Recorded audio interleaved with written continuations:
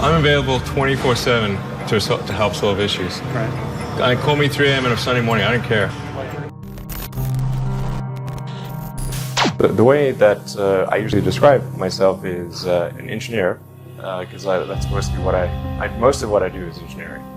So I spend most of the week with my engineering and design team working on the current car and future cars and the rockets and spacecraft and that kind of thing. When I was a kid, I didn't really have any grand designs. I mean, the reason I started programming computers is because I like computer games. And I play lots of computer games, and I learned that if I wrote software and sold it, then I could get more money and buy better computers. So it wasn't really, with some grand vision or anything.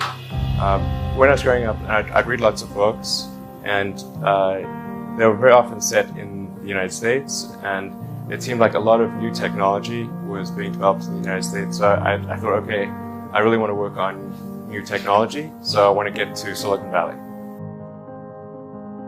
I tried at first to convince my parents to move to the US, but neither of them would move. They were divorced, and so eventually I was able to get my Canadian citizenship because my mom had been born in Canada.